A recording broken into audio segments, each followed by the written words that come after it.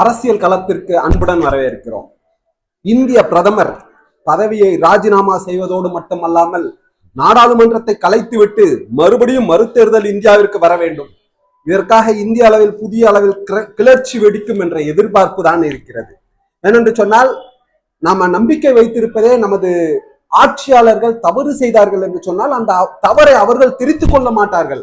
5 ஆண்டுகள் தவறு செய்வார்கள். அந்த 5 ஆண்டுகள் கழித்து மறுபடியும் வேறொரு ஆட்சியாளர்களை தேர்ந்தெடுப்பதற்கான ஒரு மிகப்பெரிய ஆயுதமாகத்தான் நாம் வாக்காளர் அடையாள அட்டையை வைத்திருக்கிறோம், வாக்கு செலுத்துகிறோம். ஆனால் அந்த வாக்காளர் அடையாள அட்டையிலேயே மிகப்பெரிய குளறுபடிகள் எல்லாம் நடந்திருக்கிறது என்பதை நினைக்கும் பொழுது நெஞ்சம் பதைக்கிறது. இதற்கு தேர்தல் ஆணையமும் பாஜகவும் கள்ள உறவு வைத்திருந்தார்கள் என்பதை கேட்கும் பொழுது அதிர்ச்சியாகவும் இருக்கிறது. நீங்க பாத்தீங்க அப்படின்னா கர்நாடகால சட்டமன்ற தேர்தலில் காங்கிரஸ் வெற்றி பெறாங்க, மிகப்பெரிய அளவுல வெற்றி பெறாங்க, ஆட்சியில அமர்றாங்க. ஆனா அடுத்து நடந்த நாடாளுமன்ற தேர்தலில் மிகப்பெரிய தோல்வி விடுறாங்க.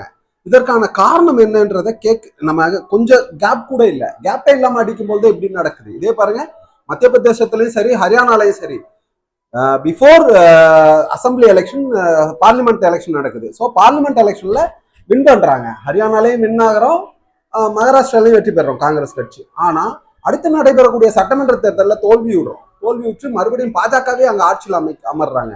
இப்போ பாஜகவுடைய ஆன்டி இன்கம்பீனியன்ஸ் சொல்லிட்டு சொல்லுவாங்க, அதாவது ஆட்சி செய்பவர்கள் மீது இருக்கக்கூடிய அதிருப்தி, அந்த அதிருப்தி அவர்கள் மீது வராத அளவுக்கு பார்த்துக் கொள்கிறார்களானா இல்லை, ஆட்சியும் கேவலமாக இருக்கிறது, ஆனால் மறுபடியும் ஆட்சிக்கு வருகிறார்கள் என்பது தவறான ஒரு விஷயமா இருக்குன்னு ராகுல் காந்தி ஒரு விஷயத்தை முன்னெடுக்கிறாரு.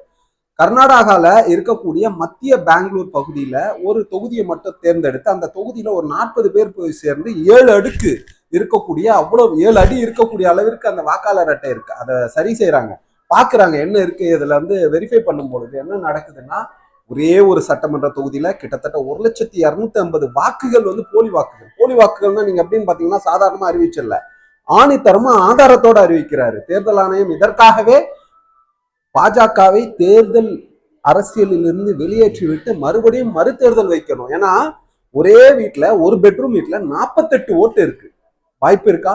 48 பேர் நிற்பதற்கு கூட இடம் இல்லை. ஆனால் அங்க 48 பேர் வாக்காளர்கள் இருக்கக்கூடிய ஒரு சூழல் இருக்கிறது.